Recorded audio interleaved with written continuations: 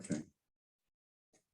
Good afternoon, all. We are live on Facebook World here, and we're going to be starting our program here soon. We're about a minute away from 2 o'clock. We can start probably letting some of the folks in on the Zoom world. Start populating this little program. My name's Tom Chapman. I am the Albemarle Charlottesville Historical Society Executive Director. We are here for Dr. Shelley Murphy's program, Breaking Down the Challenges of Doing African-American Genealogical Research. This program is sponsored by the Charlottesville chapter of the Lynx Incorporated. And we are very happy to have a number of the Lynx members with us, in particular, Ms. Diane Burris and Chapter President Stephanie Commander, along with Letitia Hardy. Few of us here that have joined behind the scenes to get this program up and running. As we wait for folks to join us, want to welcome everyone. You can leave comments and in the Zoom chat or in Facebook comments section, or you can email us at programs@albemarlehistory.org. During the program, if you want to send us any questions or add those questions to the chat or the comments, then if we feel it's appropriate during Dr. Murphy's presentation, we'll plug them in there. If not, we'll have a question and answer period at the end of her program. So I want to thank Dr. Murphy for joining us today to present on the challenges of doing African-American genealogical research. I have seen firsthand Shelley's passion for her work, and know we will be, we're in store for a great presentation. I want to also thank, as I said, the Charlottesville chapter of the Lynx Incorporated for sponsoring our program today. Big welcome to all the Lynx folks who are joining us on this beautiful Sunday afternoon. While we wait for a few more folks to join in, few announcements that we have. Want to make sure that everyone has a hold the date for Thursday, October 21st for our official opening of the Public Library Centennial exhibit at JMRL Central Library, which tells the story of the 100-year history of the local public library system. We will be partnering with JMRL to, we partnered with them to research and produce this exhibit. And the opening will be an in-person program at the Central Library. And it will be followed by a screening of Lorenzo Dickerson's documentary film titled Free and Open to the Public, which will be at the Paramount. And the screening will be free and open to the public. You can go to the Paramount website where the event is on their webpage, and you can register for it. Though like I said, the tickets for it are free.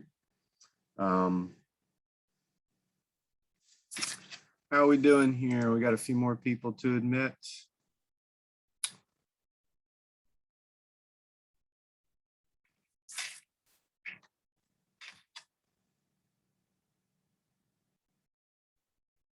It looks like we're all kind of on this beautiful Sunday afternoon. I can't blame people for being a little late to the program.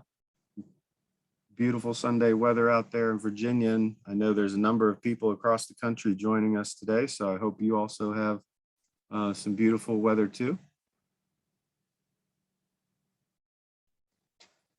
Let's see here. I think we can keep letting some people into the program, and what I would like to do at this time is welcome Charlottesville chapter of the Lynx Incorporated, Diane Burris and Miss Stephanie Commander to tell us a little bit about the Lynx and introduce our speakers. So could you, the Zoom podium is yours. All right, thank you very much. Indicated, my name is Stephanie Commander, and I am the president of the Charlottesville chapter of the Lynx Incorporated. The Lynx Incorporated was co-founded on November 9th, 1946 in Philadelphia, Pennsylvania. The Lynx has a tradition of engaging in education, civic, and intercultural activities in communities we serve. The Charlottesville chapter was chartered on March 28th, 1998. Over our almost 25 years of service, we have abided by the Lynx motto, which is linked in friendship and service. We are delighted to be a co-sponsor for this event. Welcome, and certainly hope you enjoyed it. My apologies.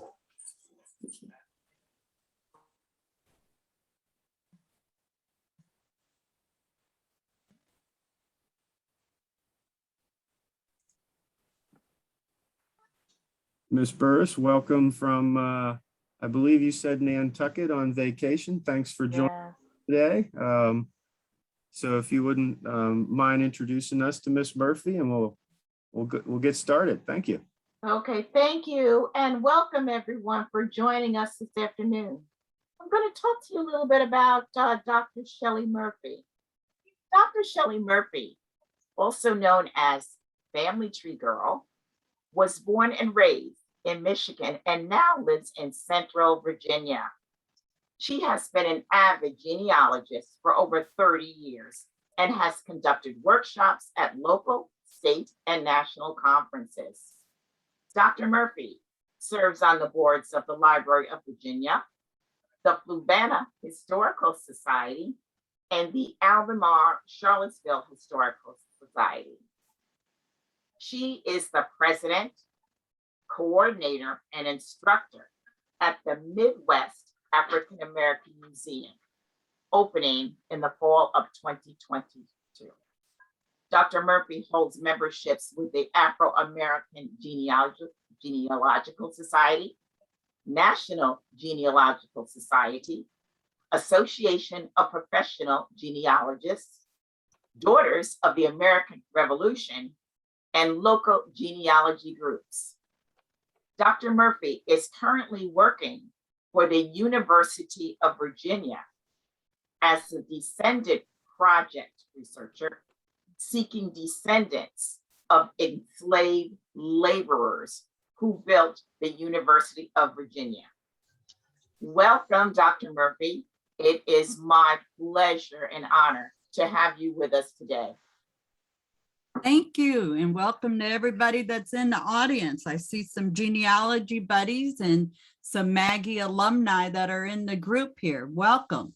So I am going right to my screen.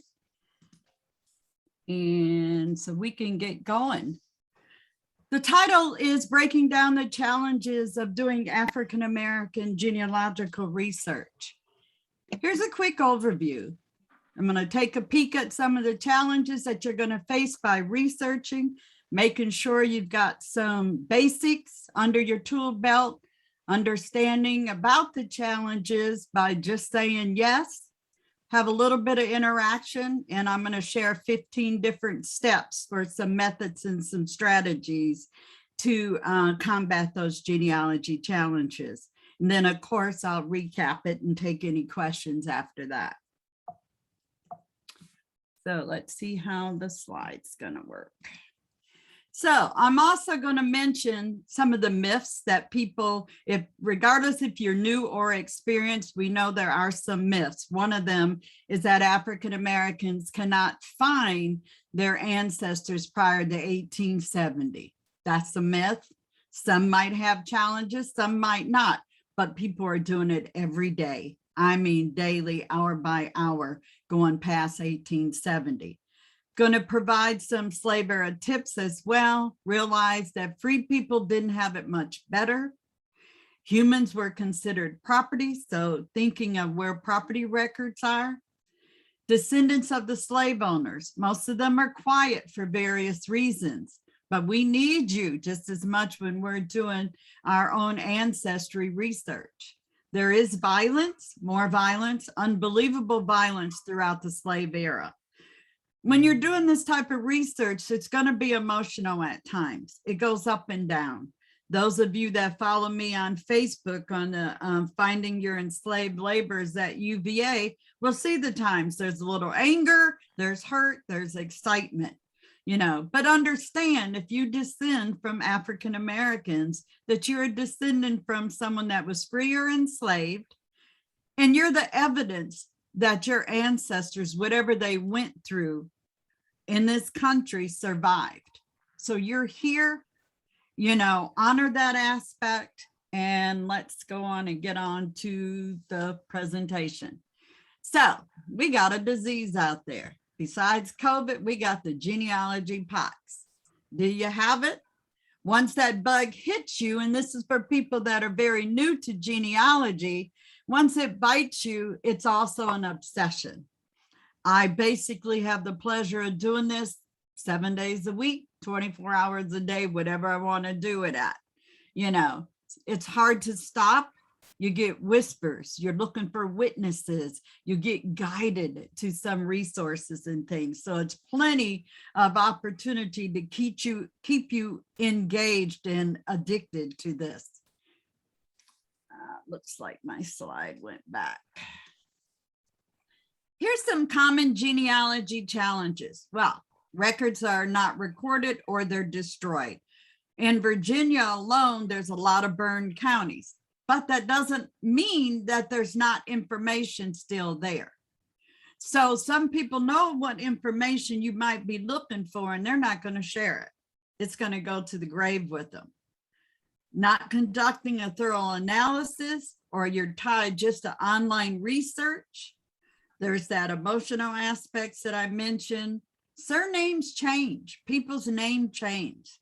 African Americans absolutely had the opportunity to change their name once they became free.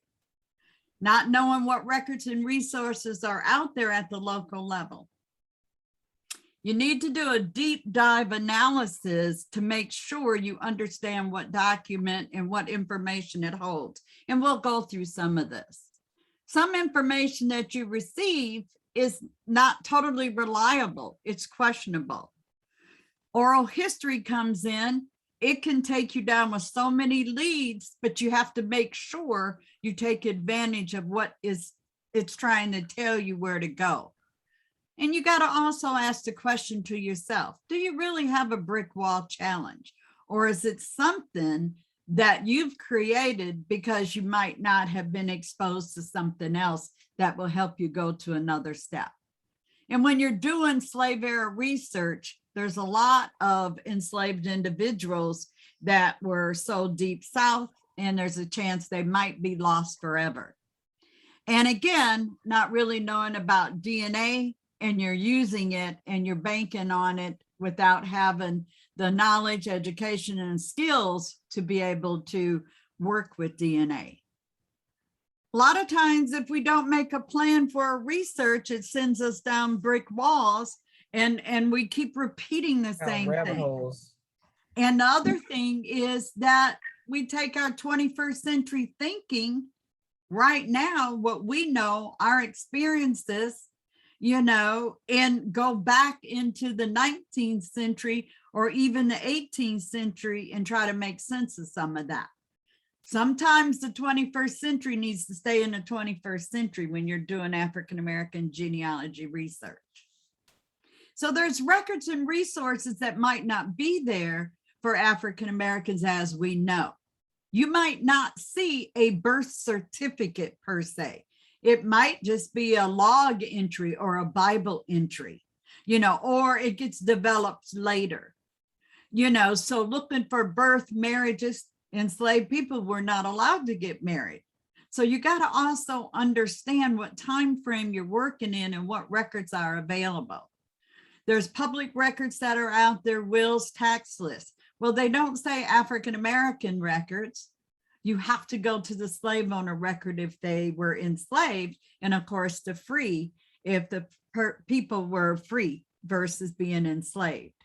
So there could be media records. Well, African Americans back during slave era time wasn't necessarily in the media or the newspapers unless they were running away, they got killed or something like that. Not that many good stories for good reading would appear. So again, we've got some military records that we could find for those that were able to serve depending on what war and what time.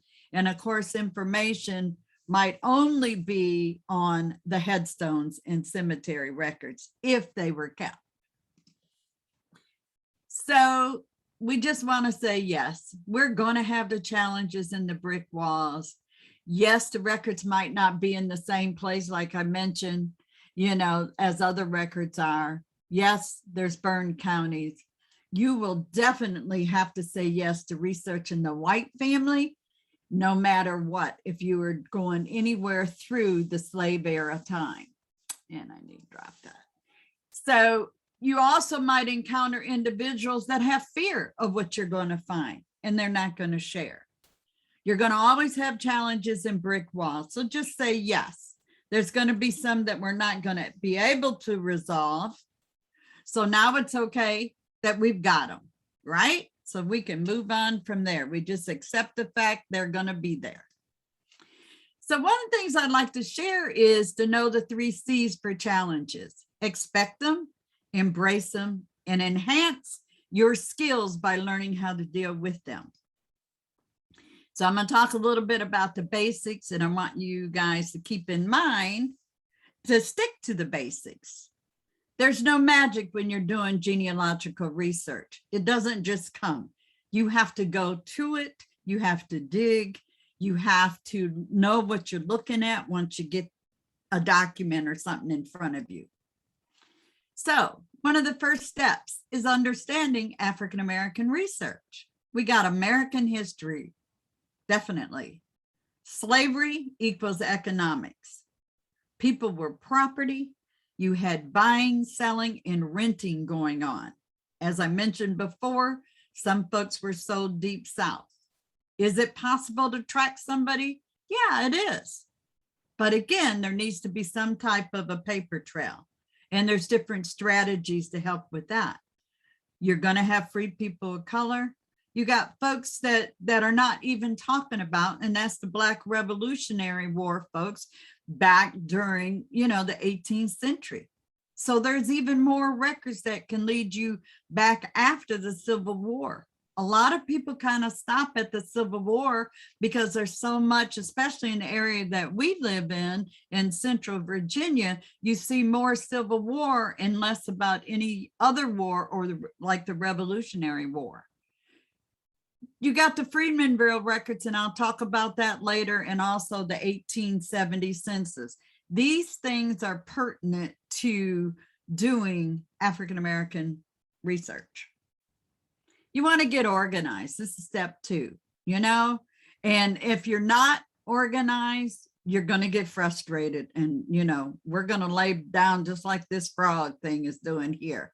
You know, you're going to be overwhelmed because now more than any other time, we have so much access and so much that's in front of us.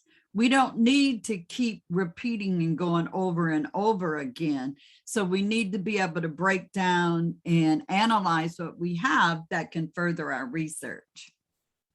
We don't want you just to be successful at collecting paper. We got piles, we got boxes, we got folders, you know, we got to have some type of a system. How are you filing? How are you saving? How are you retrieving information? You know, you need to make a decision now how you're going to maintain your files and make sure that somebody else has access to what you're doing. It's your choice. Just be consistent. Use a drawer, binders, folders.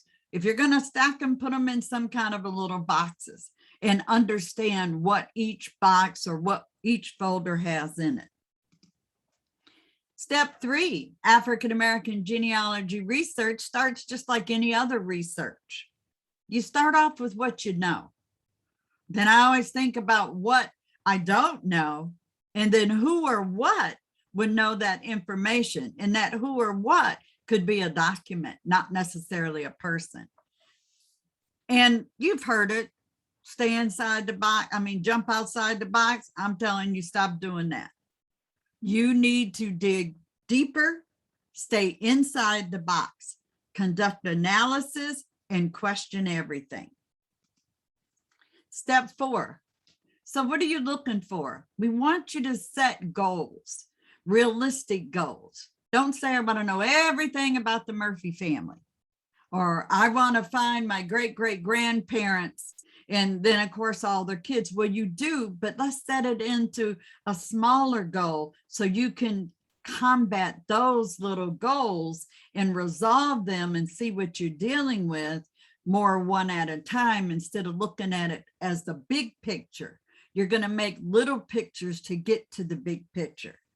This is time consuming, and there's a cost to doing research. So if anyone else has already done it in your family, you might want to start having conversations within the family to see what information you can share. Step 5, those of you that know me, I say this every time I talk. This is Murphy's tips. Follow the money, the land, the water, the community, and the faith of the people. Remember, there's no magic here. This is your basics for genealogical research. Ways to combat the challenges. Now we're going to look at some of these methods and strategies for good research. And a lot of us use these tools that I'm going to, talk about today. And they work. We've got evidence that they work. It helps to open your eyes up and be able to expand that horizon. And again, staying inside that box and digging a little bit deeper. Genealogical research is time, place, and asking questions. This is another one of my Murphy's tips. Think about that. Time, place, and asking questions. So we don't want you to complain about whatever project you're doing or whoever your research. This was all of ours, those of us that have been doing research a while. This was our first Google. I know at the Albemarle Charlottesville Historical Society, that cabinet looks just like this. It's still there. And you know what? It's full of obituaries that the volunteers have collected over years. Genealogical research, most of it is not done online. The internet is the tip of the iceberg. Most of it's done in your libraries, your archives, courthouses, historical societies, and etc. So I want you to keep calm. Sometimes you got to get off of the computer and you have to look at what's local. Don't just look at Ancestry, Family Search, and whatever else is out there. You want to be able to go where your ancestors were at and where the records are. So think of the 4 C's. We got courthouses, cemeteries, churches, and actually the communities. Families weren't far from family. So, and I just talked about this the other night, and I used the example of the bullseye effect. And think about a bullseye, and your community that your ancestor was at is in the middle. You got to make sure that you tap into the communities and the counties that are surrounding your center focus where your ancestor was at. And if you have the chance, try to walk the grounds or where your ancestors were at. So focusing on this, when I say the bullseye effect, say if I'm using Charlottesville as the example, then I'm going to hit the surrounding counties, Albemarle, Fluvanna, Louisa, Nelson, and so forth. And you will find that families are connecting from county to county. So consider this. Don't assume anything. If that's one thing that I learned, is not to make an assumption about something that happened 100 years ago. We know spelling doesn't count. Those of you that are familiar with genealogy, you want to take what's on the document. You can make your side notes of something that's incorrect. You want to write down the different spellings. For my Goins line, as you can see here on the slide, I've got 12 different spellings of Goins. I'm going to keep asking questions and I'm going to document the heck out of whatever I can find. And again, you can't assume everything is online. You always want to research the whole family. Don't just go for the parents. A lot of times how we resolve these challenges is because one of these children, be it 3, 10, 15, or whatever, has something on a record that helps us tap back to the parent. And don't assume all African Americans have Native American roots. The DNA today or always is telling you that right now. I'm not saying that African Americans don't have Native American roots, because we do, but just be prepared that it could also be European. You want to prove your research and you want supporting evidence. And again, chat with the people that've done it before. Step 7 is knowing who you're looking for. I make this chart up because on different records, as I do research, and even more so now with the research that I'm doing with the University of Virginia, is I'm logging some of the qualifiers. And a lot of my genealogy buddies and we talk about this, a lot, that it could be in different forms. Well, we're following something, but we're also looking at how they're identified.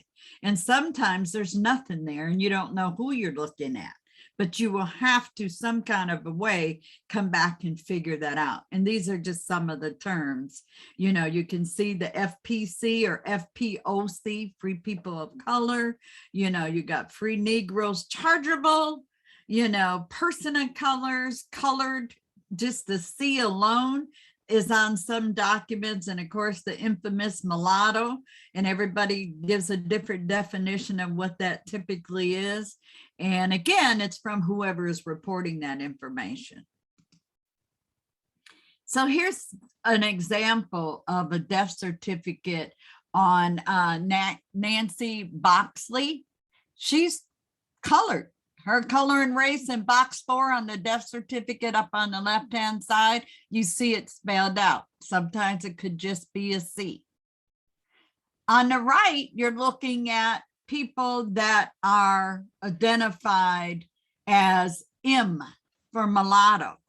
This is in I think this is 1850 or 1860 census, 1860. And they're showing a B up for somebody up top. But then down towards the bottom, you got Goins, people that have M for mulatto. So again, who's reporting this? Well, it's whoever that enumerator is that would doing that census. So the rule of 3. So let me talk about James Dent Walker. And I know Miss Thelma's here because she's the one that told me about this years ago, that James Dent Walker, who is the founder of OGS. OGS is Afro-American Historical Genealogical Society. And you heard me say Afro-American. Well, it began in 1977. At that time, African Americans were Afro-Americans. So that was the label, okay? So basically, he worked at the National Archives. This is James Dent Walker. And this is a national organization. And the national headquarters is in Washington, D.C., of course. Well, anyway, he was doing a talk down in Hampton Roads, OGS chapter, and we say OGS for the AAHGS. And basically, he was saying that if you claim something, you need to be able to come up with 3 pieces of evidence or information to support your claim. So for the example that I have here on the slide, I said, if Mary Goins Marsh is the mother of Clara Marsh Davis, then I say, well, what are the 3 records or evidence that could show a mother-daughter relationship? All this links into how you're breaking down some of these challenges. So you got to think about what documents could show or have some evidence that these 2 would be a mother-daughter. Birth, death, marriage, definitely. They would have a relationship on there. And if you can think of other records, just put them in a chat box so other people will be able to see that. But it's a good exercise when you're walking through and you have a question You know, you want to know, well, what other things will I see these two people listed or referenced as a mother-daughter? So here's Mary Gowan's death record, and you're looking at it. And there's information when I talk about, we got this death record. I'm looking at her color is under black, and she was born in 1840. She died when she was 65 years old. Oh, look, name of father, last name Goin, Goin. Remember, I have 12 different spelling. Now, somebody modern time wrote in there, not known, and a farmer, which don't touch your documents, because I know who did this on the document, and they corrected the spelling. Don't do that. Just leave the document alone and make your side notes. So, but when you're looking through here, you want to look at each of these boxes and figure out, what do I need to do and what question do I have about what's in these boxes, or what's the next step once I find information. Well, looking at a death certificate, at least I know her father was born in Virginia. It's not a lot of information, but with other supporting evidence, I could get back to where in Virginia. Step 9, records create records. They do. They really do. Here's another death certificate right here. So usually, and I'm going to say this for new folks to research, you know, once you get a death certificate, you're happy. You got it. Story's done.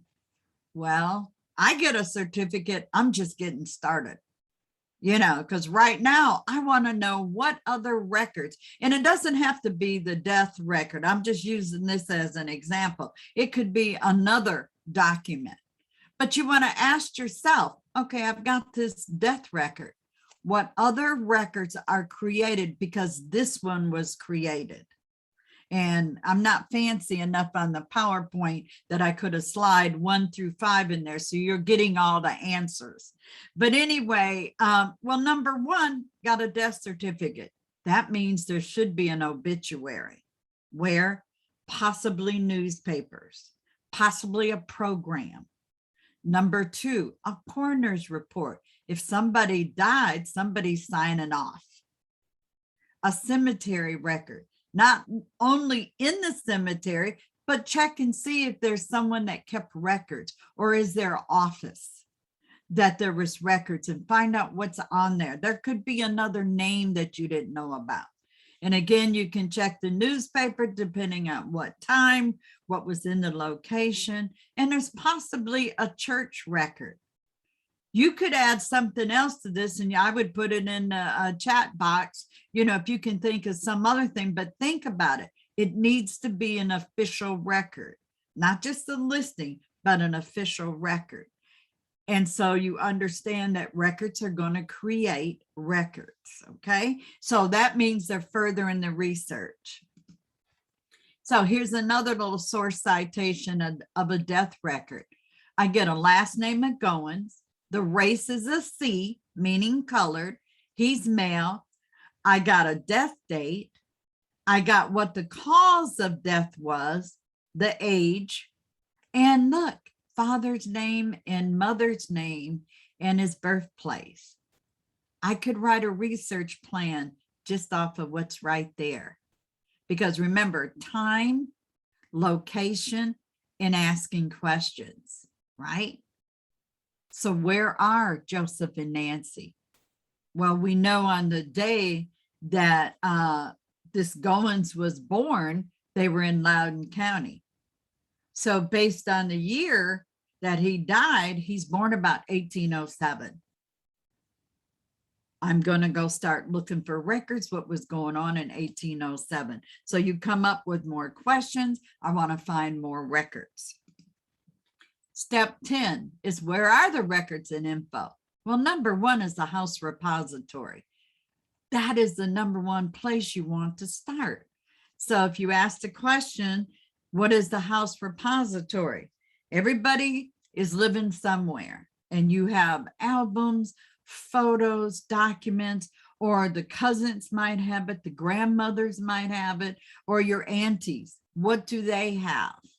You know, I'm working on the Murphy line, and I'm trying to follow my great grandmother. Her name is Nellie McCorkle. She married a Murphy.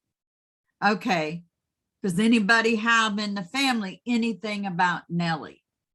So I'm going to go out throughout the family, and go especially to the eldest that's still living, and start asking questions and seeing what they will share with me. I don't need to take it. Just give me copies, you know.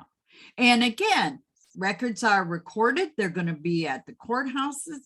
They're going to be at National Archives or special collections. Your tax record's going to be typically at a courthouse. Your historical societies, libraries, archives, and attics. That's another part of a house repository. I don't know about you guys, but when I grew up, there was a box I couldn't mess with in my mother's room that had important papers in it. And I wonder till this day, what else is up in that box? Were there other pictures or documents that could have been there?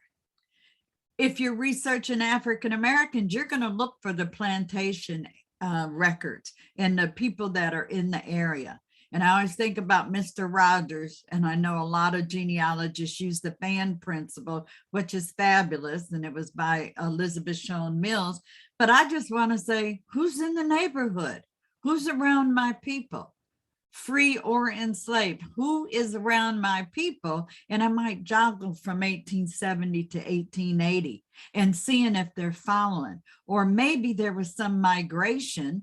And this is where we're talking about, you know, follow the money, follow the water, so on and so forth. Well, maybe all of a sudden my people were in Virginia and now they're in Tennessee. Well, who else went with it? Was there some big movement?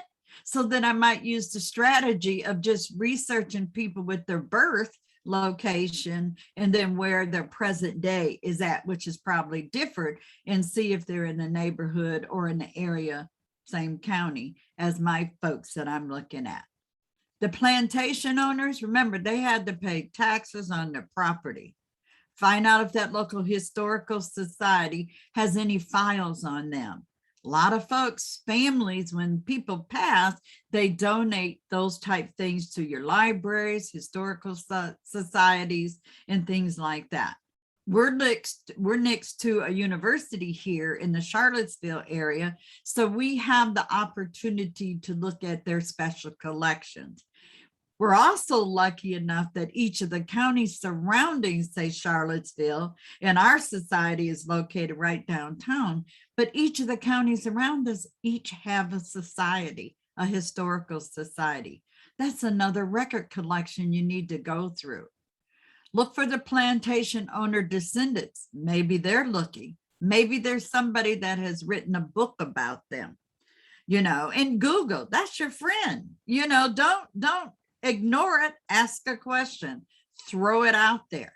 Google the surnames, Google the location and the properties and things like that. What historical events happen in the county or the location where your ancestors is at, and then go find information, because maybe your folks were there or around there. More places for looking for records. We're going to talk about the census record, pension records. Maybe somebody served in the military. You got Bibles, house repository, letters. Letters tell a lot of stories and could give a lot of information, but classify them also as leads when you're working to do a plan. Of course, your wills, bill of sales, headstones, and gifts. References in books and dissertations. You don't know what somebody wrote, did a whole study on.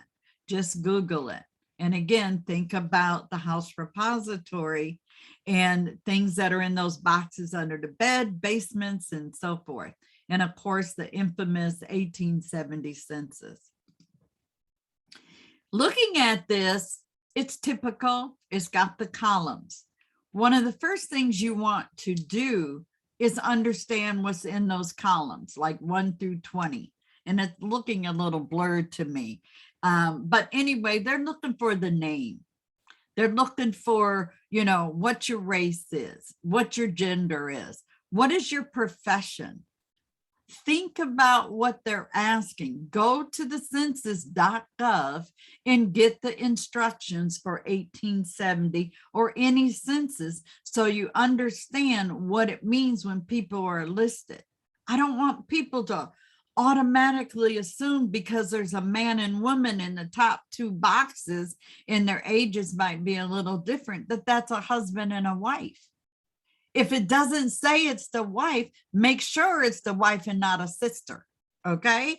And don't just automatically assume that. And this is how you're analyzing and asking questions, because we typically automatically say, well, this is a family unit. I know my great grandmother, when her sister died, she married her brother-in-law. She died in childbirth. So he's got a whole, brand new baby. And back then, this is what sisters did. They married the brother-in-law, to help take care of the kids and so forth. And they went on and had 6 or 7 kids. So each of these columns are also clues, because you're getting that time, you're getting that place, you're getting information. Where were your parents born? A lot of times you're missing information. So you might have to go further another 10 years to another census and then backtrack to 1870. And that's another thing. There's I did a talk on the 1890 census. Don't just take what's here, and if it's blank, you figure there's nothing there. You have to rebuild what's missing by the information that you're collecting. And of course, education and other things that are on here. This is the first census. And I'm only hear what I'm saying. It is the first census, federal population census, where formerly enslaved will have a full name on it. That doesn't mean they don't have full names prior to 1870. So this is one of those myths that people are only going to find their ancestors who were enslaved on the 1870 census. It is not. And all of us that are genealogists in the room, we got a ditto here. This is another step and another, route on researching, is to hopefully get to 1870, but there are records before 1870 for the formerly enslaved, and we'll talk about them.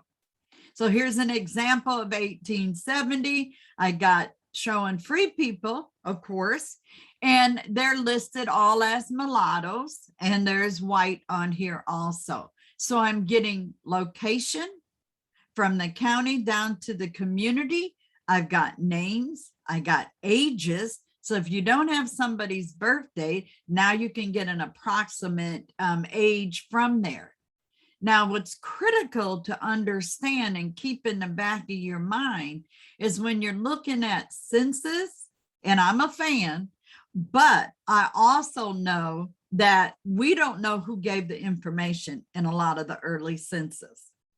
It could have been the kid next door that gave information about George Marsh. It's probably not totally correct. There could be pieces of it that's incorrect. And again, we don't know until later, and for some reason I'm thinking it's 1930, that we know who actually, and somebody can put it in the chat, actually know who gave that information. So we're going on speculation that this adult George Marsh at age, 35, is the one that gave that information. That's an assumption. And again, follow through. He's got personal estate. Right there should tell you, wait a minute, he's got $200 personal estate. What is that? He's born in Virginia, and you can go forth and see, can't read, or write. Okay, but he's over 21. Yeah, okay. Anybody that's ever dealt with me knows I'm going to talk about timelines. This is really key. And I'm going to say, not just for African-American research, but any research. Make a simple timeline chart. Be consistent. I created this in Word, and you put down your name, your date of birth, location, spouse, whatever it is. I made up the codes. They're just simple, just so I could code it or handwrite it. Most of the time they might not be online. They might be a pad of paper, and I'm running through the same thing. But here's a simple form that we use at Maggie. And when we're teaching how to use it, you got your goal. You want to set that goal, and you want a realistic goal, as I mentioned earlier. And what's your thought process? What's your hypothesis? So you're going to record a timeline in date order. Each line should be in date order. Why I use a simple word sheet is because I can slip in, add another row. So as I find information, I'm logging it in chronological order. So I've got date first, I've got name, incorrect spelling or the correct spelling, put what's on the document. And I say that because you always got to think about somebody else coming behind you, and it could be another relative or descendant or whatever. If you're gone, you want them to be able to get back to the document that you found. So you got name, age, and event. What is the event? Is it birth, death, marriage, divorce, whatever it might be? You got location. You got resource and citation. You want to put a hyperlink in there. You can, but you also want to put a form of the resource citation. And I'm saying you don't have to follow the formal, say, BCG type, citation. You want to put down the name that's in the document, what the document is, the volume, the page numbers, that date, where you retrieved it from. So I actually put actual live links in there as well. And so you want to be able, if I hand this off to my daughter and I say, here's the timeline on Lost and Goings, she should be able to come right behind me because I got a resource and a citation. You also want to list on any document or information that you have, who were the informants or the witnesses? And you're going to question that. How do they connect if you don't know? And also notes and questions. Well, I talk to myself all the time. This is where you're talking to the documents. What doesn't look right? What you confirm? What you still have a question? Is there a gap or is there a conflict? And then once you do that, and whatever is resolved, you can put date completed when you did it so you don't repeat. And you can switch these two columns and put next steps after notes and questions, and then the date you completed it. The date completed is just to say that you did something. But the next steps, look at this. If you think about it, that's the beginning of your research plan. You want to plan your research out. So if you're missing a kid or something, say from a census document, okay, well, in your notes and questions, where's George? He should have been on here, or this, that, and the other. What is your next step to finding George? I just bullet them in next steps, and say, go look at this, go look at that, go look at that. So you are communicating with your research strategies as you go, and everything is flowing through date order. And again, I just use a simple word. You can add a row, you can add a column, because some people might have different columns. And I'm sure, like I said, if there's something alternate that you need to add that you want to put on your timeline, do it. Just do it. But use this because now you are logging everything in one document. And what do you have when you're done? I think Lost and Goings is 30 pages right now. And I recorded marriage, death, buying, selling land, kids being born, their marriages. So I'm getting a whole history on his family. And you can start this with anybody. It doesn't just have to be, say the great-great-grandparents or whoever it is. But again, you want to follow it through and exhaust your search on what you can find. Or use it for specifically to break down a brick wall on one person. Okay. So step 13 is so what? We know about it. I've actually mentioned it on a deep analysis. That's all it is. All I'm doing is questioning what's on the information or the document. You know, it's all about asking questions. At Maggie, and basically they're going through any document and saying, well, so what? I got the mother's maiden name. I already knew that, you know, from a document. Well, that should trigger and say, you got her maiden name, go find her parents, go find the marriage record. So it will always lead you to something else. So we sit here and we go through documents. Any document can be questioned because it's you questioning it. And what doesn't make sense? I looked at the certificate of freedom for Luke Goins, which is my, I think, fourth great grandfather, right there, fifth great grandfather up in Loudoun County. It was made in 1795, but I first wanted to understand the law, why that document was created, why him as a free person of color, did he have to have a certificate of freedom? So I first worked out, okay, did research, found out about the law, that they had to carry this certificate, had to pay for a quarter or whatever to get a new certificate, and they had to do it every 3 years and so on and so forth. But the thing of it is, in one paragraph, I got the wife's name. He's talked about his brother. He talked about his son, who was an apprentice. And then there was 3 witnesses in there.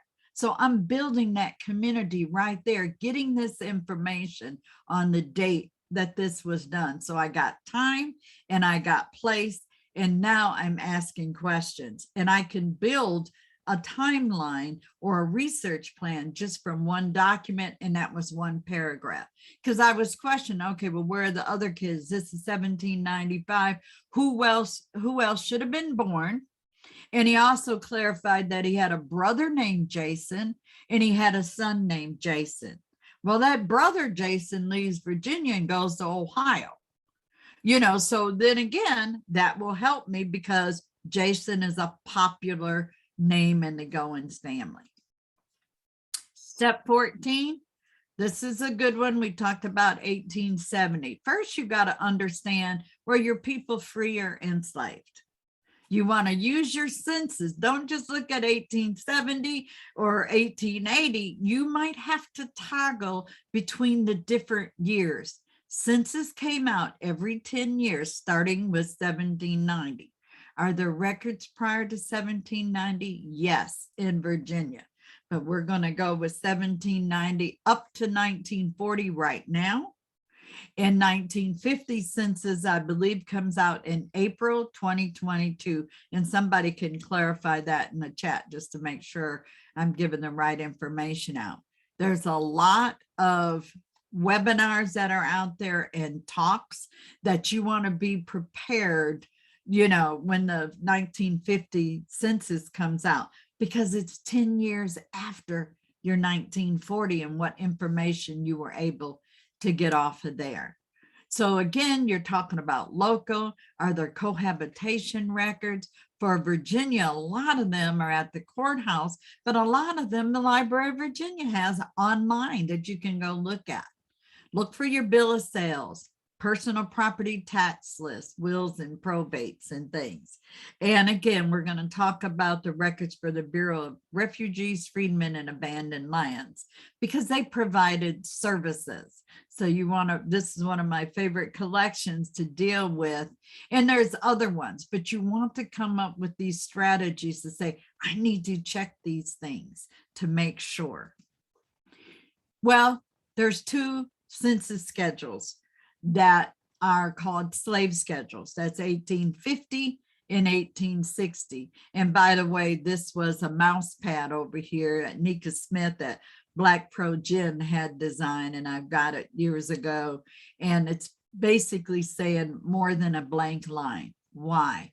Because the slave schedule only gives the slave owner or whoever was overseeing at the time or employed some, I'm going to say Negroes at the time. We can thank one of the senators, I believe it was South Carolina, I can't remember his name. He's the one that pushed for the vote for the enslaved laborers or the enslaved folks not to have their names on the 1850 and 1860 slave schedules. So not happy about that. But what you get is the name of the slaveholder, and then you get a male or female, how many each going down, their age and gender and their color. And it's either going to be a B or M typically, because at this time you didn't see Negro as much. I'm not saying it wasn't used, but typically Black or mulatto. But you don't get the name of the enslaved. But does that mean you don't know who it is? Probably, because then you would just be guesstimating. And I don't want to knock one of my favorite genealogy shows, but if he keeps telling people that there's a 50-year-old male on there and my great-great-grandfather's a 50-year-old male, that's probably him on the slave schedule, was a slaveholder. No, that's not how this works. That is not how you build evidence and support what you're doing. So here's a sample of the 1850 census free people of color sample. And again, you're seeing, this is a regular census, not the slave schedule. You got their name, you got their ages, sex, their color, if there was an occupation. And here you can see the numerator really didn't do their job, because they didn't put, you know, what the occupation was in, and all they did was slid over and put where she was born. And again, you still got other columns that need to be looked at. And remember, there's more than just the population census. This is only one. There's other census. You got agricultural census. Don't forget the mortality census and things like that. And you've got the deaf, dumb, blind, insane, so on and so forth. You got military, so on. So there's other census schedules. Census.gov is an excellent way to learn that. So here's my favorite part, and it's the last step. And that is Bureau of Refugees, Freedmen, and Abandoned Lands, AKA the Bureau. Every Friday on Facebook, we have a Zoom open to anybody who wants to come and learn about these records and dive through here and talk a whole bunch of stuff, you know, but we're going through these records and looking at what we're seeing. People are helping other people with situations, and we search not just Virginia, but also looking at records from the Bureau from other states. So created March 3rd, 1865. It's oversaw by the military. And I call it like probably your first type social services agency right after the Civil War. And again, remember, it's under military. And I say that for a reason. For those of you that understand military, if there's a piece of paper, there's a piece of paper to follow up that first piece of paper. There's going to be paper. The hoopla just a few weeks ago, Ancestry, and I'll cover some of that. Ancestry uploaded 3.5 million of the Freedman Bureau records. Now, what the field offices did in these locations throughout the South, okay, they were bringing relief efforts to the formerly enslaved. That's the freedmen. And again, your refugees are whites, poor whites, indigent whites. So you got whites, blacks, and people dealing with the abandoned lands. But understand, it's federal, so everybody's in it. Okay, so think about it. They helped them about education, healthcare, food, clothing, refugee camps, legitimizing of the marriages, employment, labor contracts, and much more. Okay, they helped the Black soldiers getting whatever claims they had for back pay or bounty claims, pensions, and things like that. The collection covers the years of 1865 to 1872. Now, Mississippi and Louisiana, and I'm going to say Fort Monroe, Virginia, had pre-Bureau records. That means they had records that were being created before the Civil War ended, and it started about 1863. So you also have letters. People could file complaints. You had a hospital directory per se. And again, destitute, rations, transportation, and more. And I'm going to show you a few. Oops. This is how I like to access it. Mapping the Freedmen's Bureau site. And Angela Walton Raji and Tony Carrier, two friends of ours that developed this site. It's free. And if you look down to the left-hand corner, you see the map. Okay. And what you do is they mapped all the field offices. This is where once you were, after the Civil War, you go to a field office and you get assistance. They also mapped the Bureau hospitals and the contraband camps. They also did the bank branches. Remember, bank records, Freedman bank branches is separate from what I'm looking at right now. Excellent resource and information, this, that, and other, but I'm not focusing on the banks right now. I am looking at just the field office records, okay? So here's just an example of a labor contract. This is Ephraim Smith. He was the person that was formerly enslaved, and he's having a labor contract that's drafted up with Peyton Coles. People that are local here know Peyton Coles. The Coles family was a large slave owner in Albemarle County. So basically you got a date, we got a location, right? And then you got the terms of the contract. This is going to happen, you know, in Albemarle County because this labor contract says it.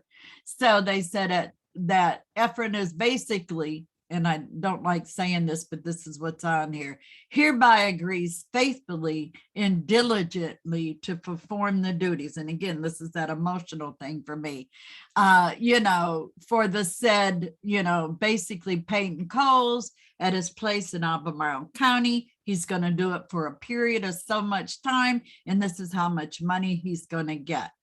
And it could also include if Peyton Coles is going to provide food, give him a, you know, quarters to live in, or you see some of these, where's the sharecropping crap that comes up, you know, where they're sitting there and anything they plant and they're laboring for, they have to give half of it right back or some portion of it right back to the person they're doing a labor contract. So think about that.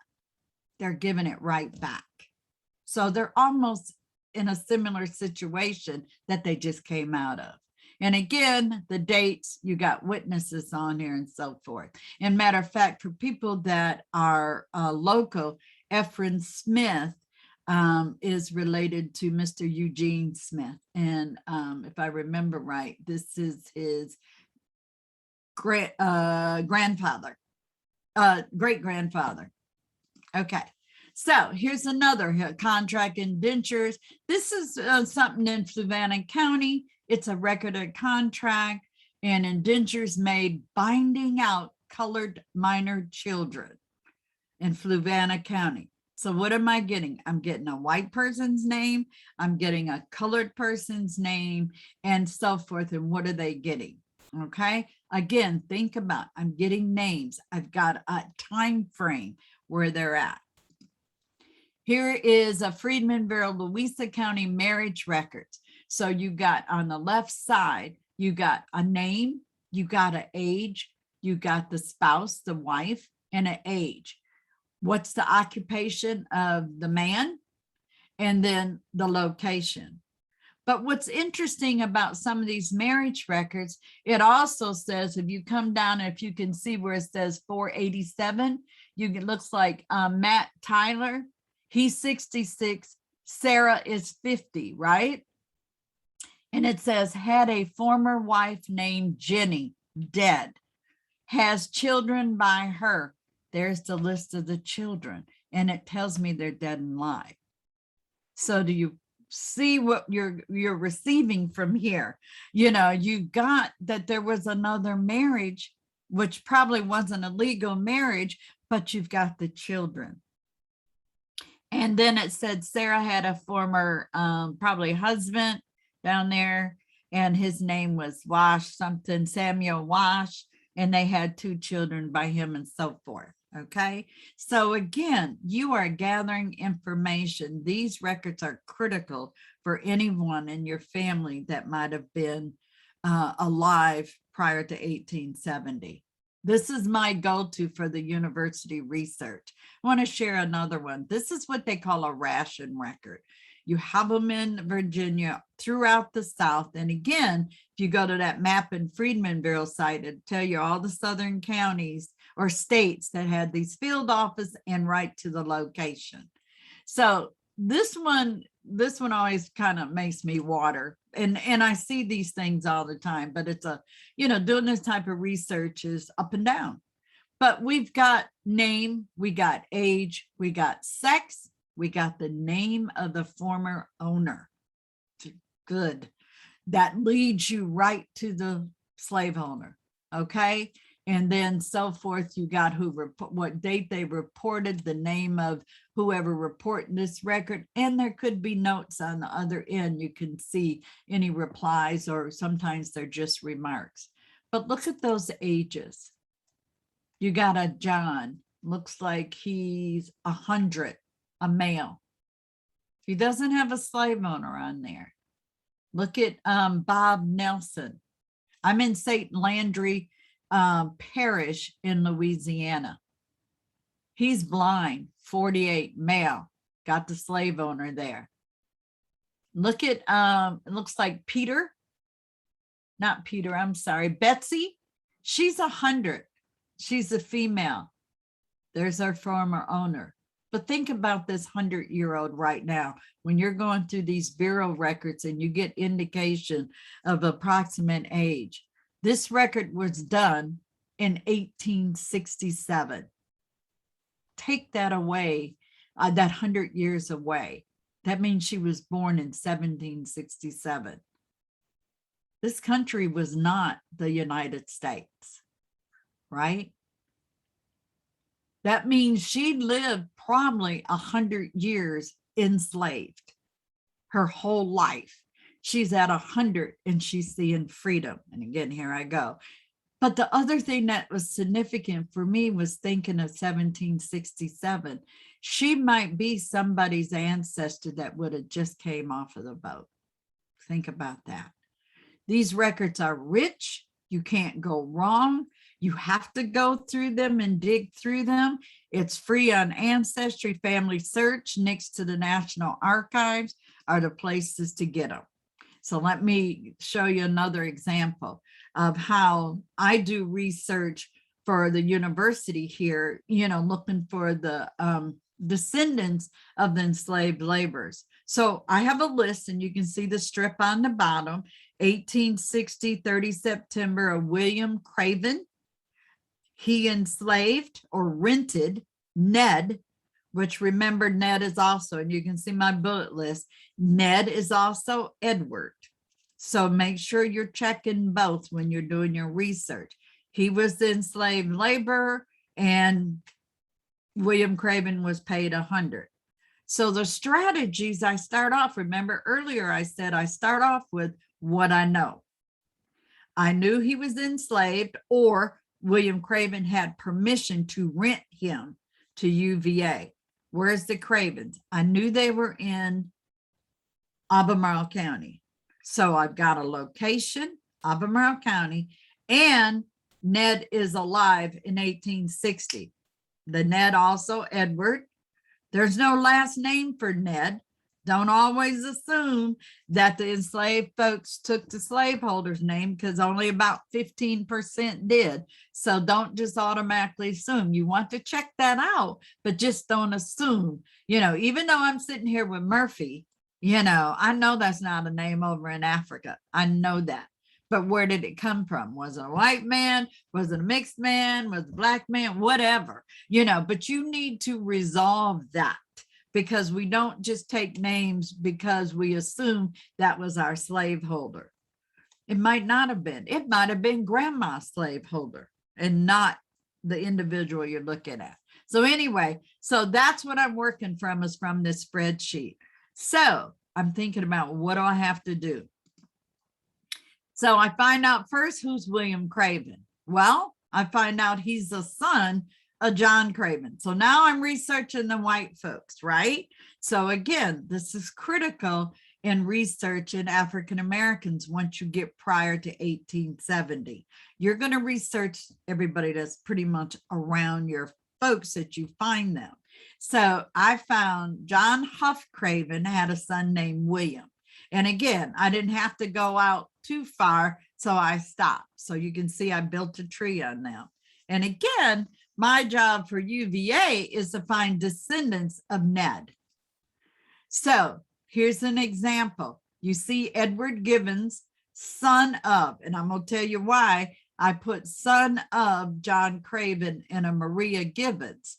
And then Edward has Thomas, and then Thomas, I'm heading for descendants, right? So Ed, AKA Ned, has a son named Thomas, and then he has a daughter, and she marries a Watson. Okay, so this is me building from the white, and now I'm going to the black. So in John Huff Craven's will, because remember, enslaved folks were property, right? John Huff Craven, his father, William's father, did his will in 1841. And I knew Ned Ed was rented in 1860. But what was interesting and where I find clues is a lot of times in these public record, in the Historical Society in the city, and my genealogy buddy Sam, we're both with Albemarle Historical Society, we're volunteering and gathering, and Sam majority of the time is just pulling records and making these, these bomb connections because of things like this will. Because what John Huff says is, I bequeath to my beloved wife and her heirs forever. But then he says, my Negro woman, Maria, and her sons, Edward and William, together with all her future increase. Those of you not familiar with slave era research, future increase means any babies that Maria has, they're enslaved. And they're going to be, his property, right? So I also knew that within his will, he had a valuation list on all of his property. That includes the enslaved people.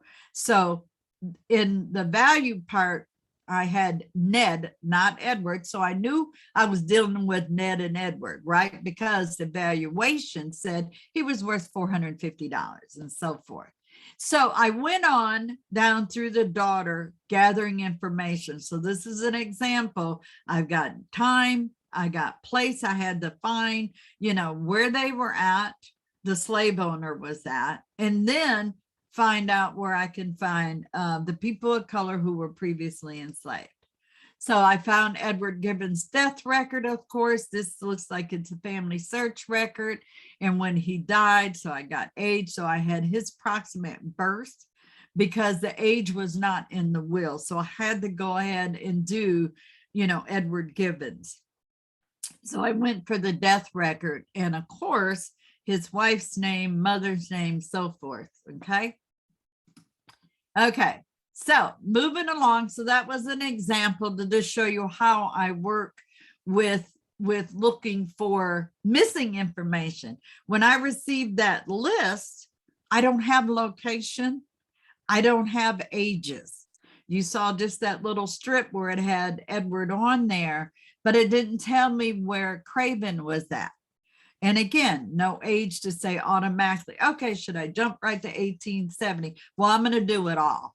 I'm going to check 1870, but what if I was looking, think about this. My list starts at 1817, and this is for the research I do for the University of Virginia. It starts in 1870. And if I'm thinking about hopping to the 1870 or even the Freedman Bureau records, 1817, they might not have made it to the to the Freedman Bureau record time after the Civil War, let alone 1870. So I have to look more into the slave owners' family records to find out, did anybody get sold, traded? How many times did they get rented out? Where are they at? And did anyone else rent that same person?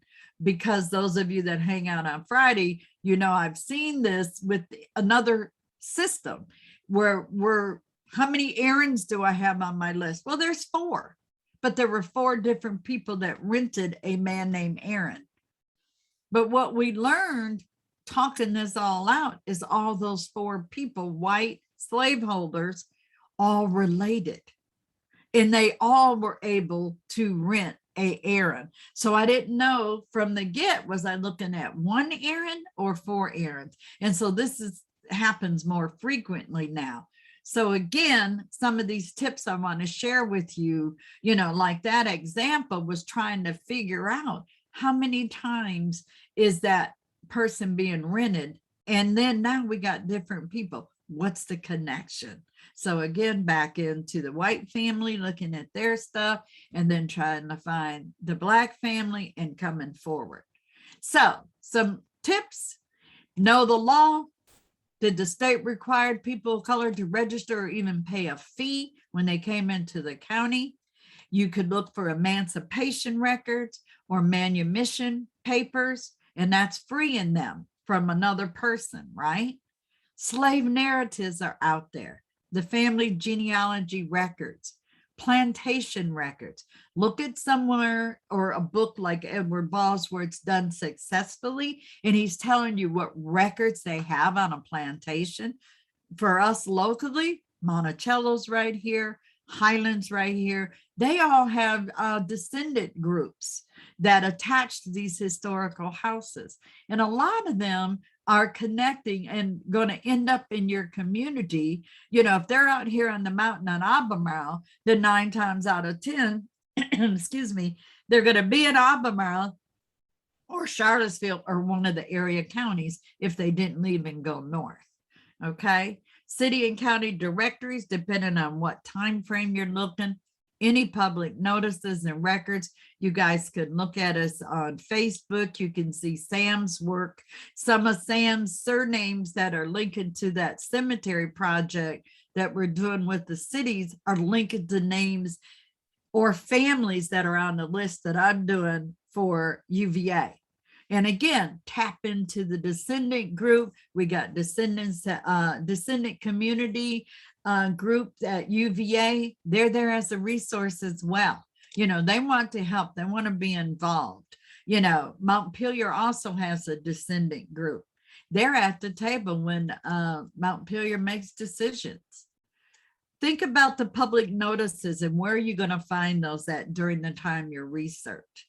And again, find the resources where slave era has been done and it's done successfully. But you also don't ignore when you can't, when you have that brick wall. Use the tools and things that I shared. You want to keep your learning going on. Social media has been a goldmine for what I do. And I'm going to say it's also for other folks because we're just sharing information. You don't know where your connection's going to be. These are some of my favorite hangout places. I talk about Blog Talk Radio. Bernice has about 400 different free webinars, basically interviewing people. And now Janice and Sherikana took over Blog Talk Research Radio there, and it's called Speak On It. This is where you get people talking about their research or their families. They're free, access them. Genealogical bloggers, Roots Revealed, Melvin Collier and Robin Smith were on just before I came on. Excellent presentation. I've known them both for years. Black Pro Gen has got 100 and some webinars on there. And you just go Google it, they're on YouTube. You can see legal genealogists. If you've got questions or things, go scan through Judy Russell's blog and see the topics of interest. I was just looking at copyright topics the other day, and it was about Historical Society. Don't forget, Tom, I need to say something to you about this, but they're talking about your annual magazine that comes out, and then what happens if a society or some descendant or something comes back and that information's in the book and all this about copyright. So Judy Russell walked through that on Facebook and saying, but you got to think about this, and so forth. And I've got some other people listed. Renata's in the audience right now listening. Kenyatta Berry, her podcast is out. Low Country Africana. If you do research in the Low Country, which is Florida, South Carolina, and Georgia, Okay, you can access this website, the new museum that's being built. I'm going to come back to Renata since she's here. That's your North Carolina connection right there. Anything all going, that's North Carolina. Think about that. And I think her blog is Into the Light. And again, she can put that in the chat. And afrogenius.com, huge Facebook page that's on there. Plus, they have their own website. People are still sharing information, asking questions. These are the other groups that I belong to that's listed here. You got societies, the sons and daughters that are up now of the U.S. Middle Passage. If you can document to a slave during the U.S. Middle Passage, this is a membership organization that you might want to belong to be able to leave some legacy for future descendants. Society of the First African Families in English America. If you can document your ancestor, and I'm talking about African American ancestor in this country, English America, prior to March 5th, 1770, that might be a membership organization. Don't forget your Daughters of the American Revolution and Sons, the Jewel site at UVA. And here's Maggie, which was mentioned earlier, Midwest African American Genealogy Institute. We're the only one in the country. 2022 is the 10th year. We are the only genealogy institute that is focused just on African ancestry. There's Grip and Slig, those are other ones and more. So I'm giving you a lot of information. Here's a quick recap and of ways to combat the challenges. And again, African American I focused on, but use them if you're also researching European and so forth. But again, learning has to continue. You know, you got to keep in touch. Right now, we are at critical stages that there is so much that we have to figure out which one we're going to do or what we need more, because there's so many webinars and sessions like this that are going on. You want to join a historical society, genealogical society, use the Family History Center and be part of a group that you can communicate with. Love my genealogy buddies. I support them and they support me wherever I'm at. But again, this is also where I bounce things off at.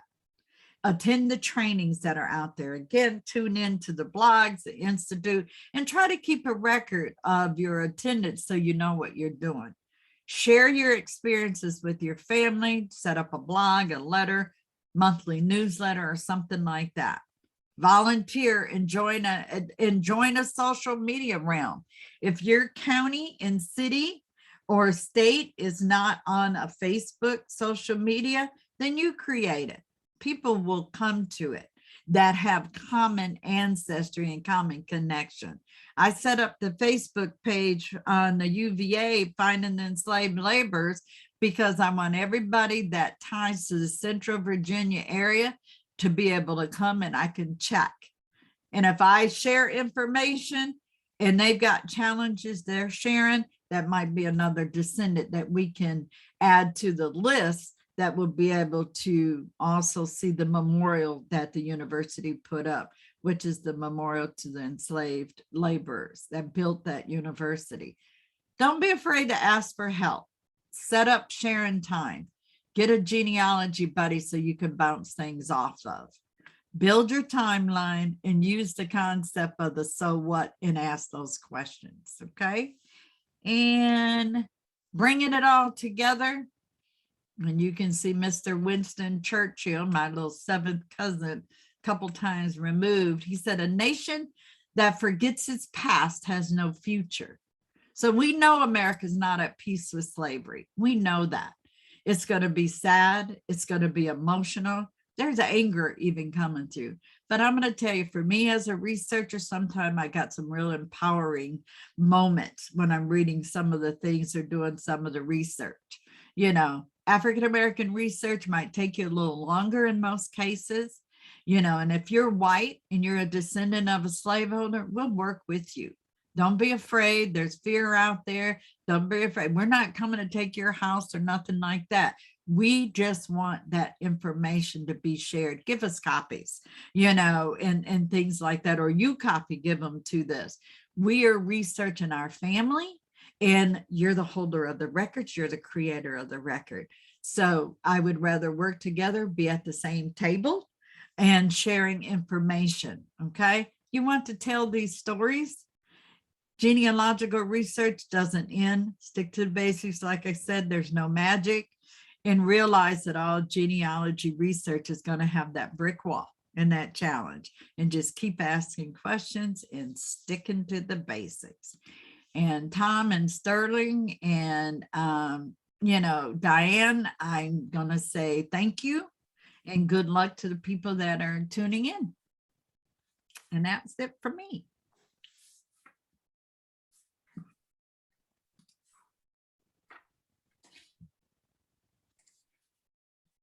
Are y'all there? Thank you. Yes, Shelley, very excellent much. job. Thank you I was very wondering much. where you were Shelley, at. Thank you very Shelley, much. are you going to have a question and answer period? Yes, or- absolutely. Okay, good. Thank you, Shelley. I wanted to get to some of the questions here real quick. I don't want to keep everyone here all afternoon, but Yeah, sorry, I'm very long-winded. no, That's no, no. That fine. was a wonderful amount of information and very, very much appreciated. Yeah, just to answer one general question, we will have it recorded. It will be available on our Facebook Live page, but we'll also have it on YouTube later, early next week when we're able to download it. I was excited to see it looked like in the Facebook chat, there were a number of the Brown family, which may or may not have known each other, but now they do. So Awesome. they are all kind of connecting through the Facebook chat. So that's been great to see. Ah, great. One of the Browns asked very early in your presentation, define your deep South. Well, if I'm in Virginia and say my ancestor got sold, they went to Alabama, Mississippi, Louisiana. The boats were also flying. Think about the coast and going to the Gulf and over Mississippi, Louisiana, Texas, that deep South. We're upper South. Okay. Robin asks on the Zoom, if the census question box says cannot read and there is a tick mark, does that mean the person can or cannot read? Cannot. Okay. Go, and you can always reference back, go into census.gov and get the instructions the enumerator had, and it'll tell you specifically about each column in the response. Yeah, there were a number of back and forths in either the Zoom or the Facebook comments and chats where other people were offering information. So thank you. very Yes, much. thank you. I knew my Sure. genealogy buddies will automatically do that. Oh, there's a number of them that jumped right in. So Yes. it's great to watch. Yeah. There are so many links in the chat and Facebook, so take advantage of it. Let's see. Linda Brown Gore mentions that the 1940 census had circle, like an X with a circle mark to identify the person providing the information. So that's just one example, but it kind of goes along with what you were saying about, make Who sure gave the information? who's the one giving the information. But one key thing I want to say about 1940, just make sure you go down, because there's another part and it asks, where were you at in 1935? They also pick a couple lines. And in 1935, I can see Renata's my first person I can see, but you got two people, two lines get pulled down and they get asked additional questions on the 1940 census. And one is what were you doing 5 years prior? So you got in between that 10-year span there. Mm-hmm. It looks like Karen K put the census instruction link in the chat box. Thanks. Always got your back. One question from a Shirley. My great grandfather was born enslaved in 1852 in Georgia, and it said he went north with the Union Army during the war. Did youth serve in the Army? If so, would there be military records? There possibly could be records, but you're gonna, if you can find out what unit, if did he become a U.S. colored troop, or was he a manservant with a white Union troop? And maybe he's not as a soldier. So you want to look in a site as fold3.com is another good one. Typical Google search, not Google, ancestry, click military, see if his name shows up in any military documents. But somebody tell me, what census is it that asked the military question? Is it 1910? 1910. Mhm. So there, one of the columns will say, did you serve, or something like that. So that could give another little bit of information that will tell you to go look at Fold3 and places like that. Okay. Thank you. Yeah. Donna asks, can you give us some guidance, the best way to get our research out for others to access? I have been unable to find a state or national depository database. Well, number one, I would look local.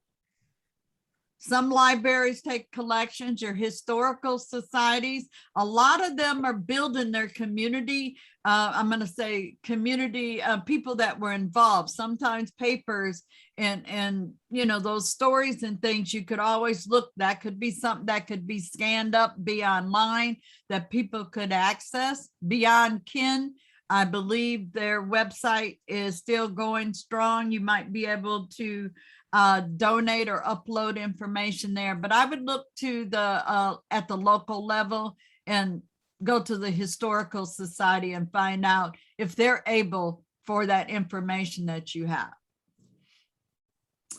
Okay.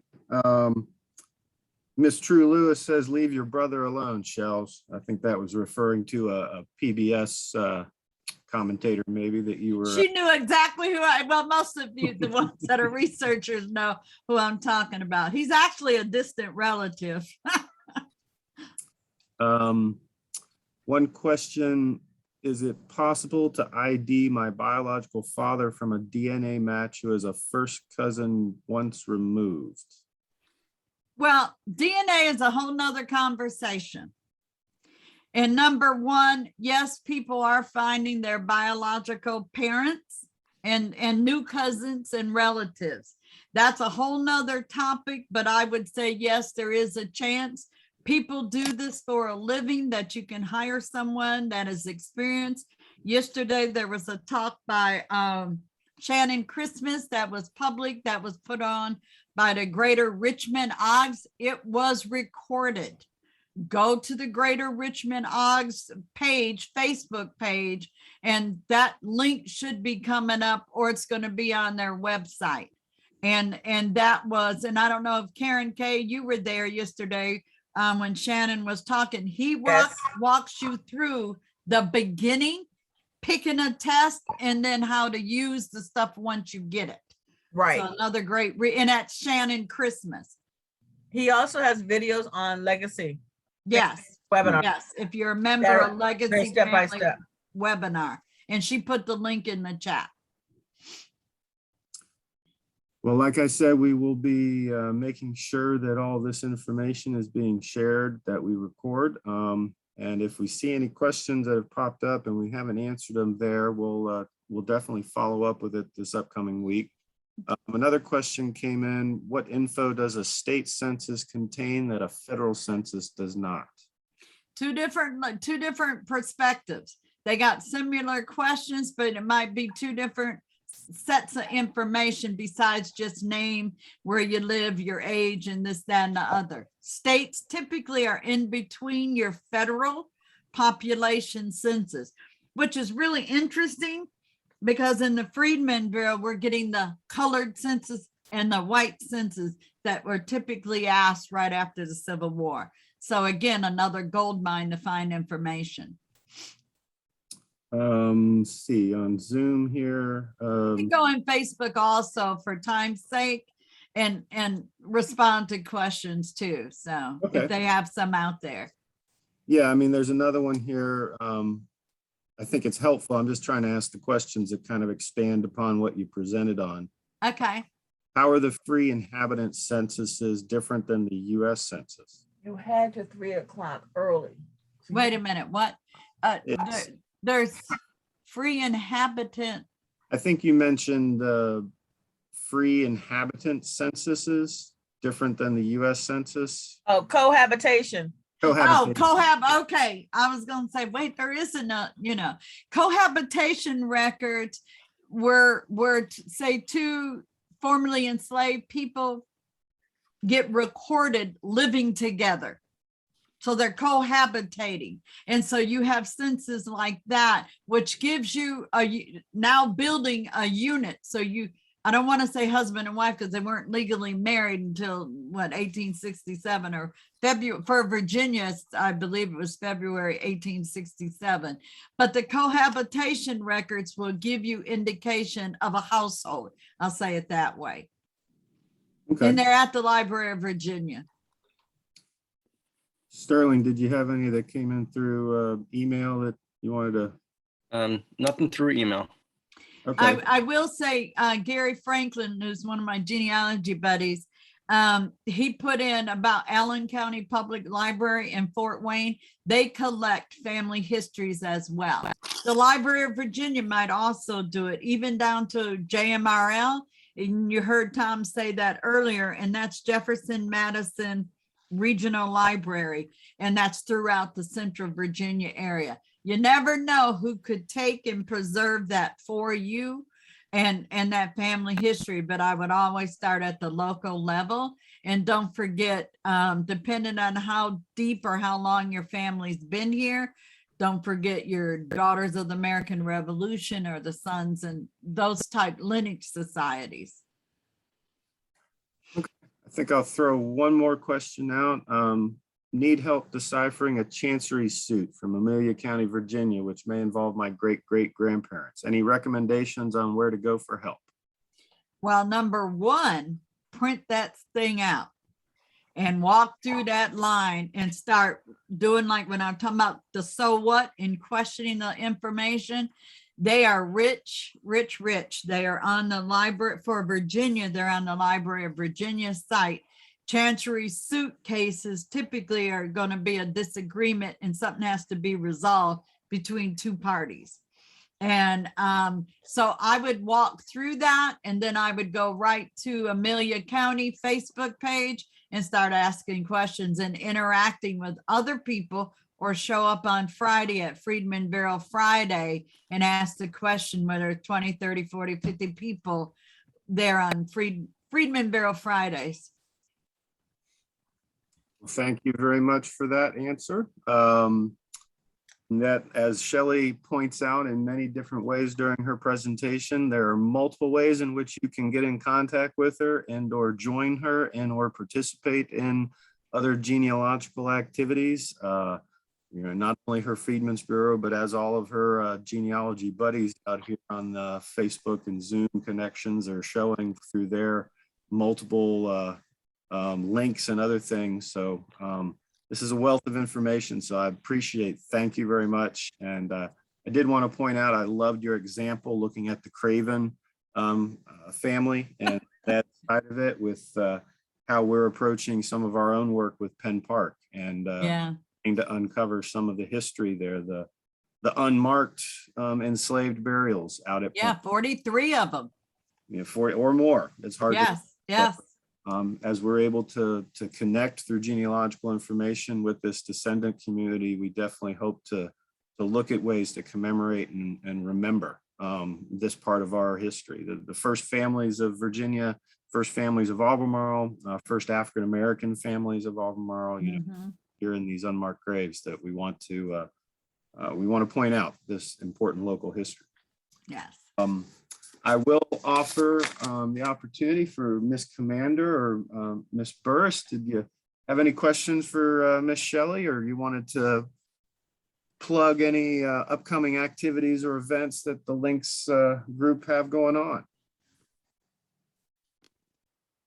I would just like to give my thanks to Shelley for a wonderful presentation. My head is just swimming with all of the information that's been presented. And it's encouraging me to, maybe I need to sit down and take a look at my family Mhm. history. We know some of it, but not all of it. But again, thank you very much for this presentation. Thoroughly enjoyed it. Thank you. I love being that we got a new partnership, the Historical Society with the Lynx, and again, it's about what's going on in the community, just like he talked about the Penn Park. We're doing our community research, but it takes the community to help us just as much as us helping them. So we appreciate that as well. Thank Yes. you. Thank you, Dr. Murphy, for educating the community. You brought to us a wealth of information that many of us as a community don't know. I did not know about the Freedmen's Bureau. I didn't know of all these strategies. And so many of us, we get stuck. I know I started and one night I was up all night doing this spreadsheet of my family, and it was exhausting. It was absolutely exhausting, but you gave us some tips. I love the fact that you have Freedman Burroughs Fridays. I think I'm going to join that. That sounds like I'm like a warning good way you, to spend. sometimes they don't stop till 4:30 in the morning. Oh, okay. Well, I'll be clocking I out usually before that. jump off about 1:30 or 2 and just Yes. leave them out. Yes. That's but when you I'm go glad to that you- DNA. Yeah, But then they I'm- switch it to DNA. Yeah, but I'm glad that you consider the Charlottesville, Virginia chapter of the Lynx a partnership. We would Yeah. love to partner with you and maybe even continue on to another session. We can talk about Anytime. something else that benefits our children, especially, that really do need to know their ancestry, because their ancestry is not discussed in public school settings. Right. There's that issue of critical race theory now, of teaching the truth regarding our ancestry. So I think the education that you bring to our children is just invaluable. And thank you so much. Thank you for this Thank you. presentation. All right, Well, Mr. thank you Tom. very much for joining us today. I want to extend our sincere thanks again for Dr. Shelley Murphy. As I said, she is a passionate genealogist, and you can see it in her work. You can see it in how she strives to help other people understand their family history and break down the challenges like she did in our presentation today. So thank you very much. Another big thank you to the Charlottesville Lynx chapter of the Lynx Incorporated for sponsoring our program today, and we look forward to many more. Thank you again for joining us. A few quick announcements. We are proud to announce that the Albemarle Charlottesville Historical Society received a grant from Virginia Humanities of $15 to conduct some oral history work. It is called Race and Sports. We're looking at understanding the history of Albemarle County, Charlottesville, during the period of massive resistance from 1954 to 1970. We're looking to gather oral histories from people who lived through this tumultuous period. So if you know anyone, please share information with us about, or pass on this information to them to see if they'd be willing to talk with us. We have working with Lorenzo Dickerson on this and Open Town Media to try to help us with oral histories. People in 1954 were 14 years old, are now 81 years old. Yeah. So to collect those stories is pressing. So please help us. And if you'd like to support our work, please go to our website and you can donate to help us do this oral history project. And as I mentioned earlier in the program, don't forget October 21st, we will have an open house for our Centennial Library exhibit at Jefferson Madison Regional Library, followed by a film by Lorenzo Dickerson over at the Paramount. Free and open to the public is the documentary he created, and the film will be free and open to the public along with the reception. So please join us then. And remember, everything we do as your historical society is because of your support. So if you haven't joined as a member, please consider doing so. Our annual membership is fairly small and you get a lot of great things like this program, sponsored programs. And if you go to the Lynx website too and join them also. So anyway, thank you very much again. This program was brought to you by the Albemarle Charlottesville Historical Society and our sponsor, the Charlottesville chapter of the Lynx Incorporated, and wonderful supporters like you. So thanks again, Dr. Shelley Murphy, Diane Burris, Ms. Stephanie Commander, for zooming and Facebooking with us today. Thanks to Sterling for helping to man the controls here that make it all work. And thanks to everyone out there for joining us on a beautiful Sunday afternoon. So we'll give you a little bit of time to go out and enjoy the sunshine. Again, thank you very much, and have a great day, and we'll see you soon. Thank you, all. Tom. Thank you, Sterling. Thank you for everything. Bye-bye. More than welcome. Bye. Thank you very much.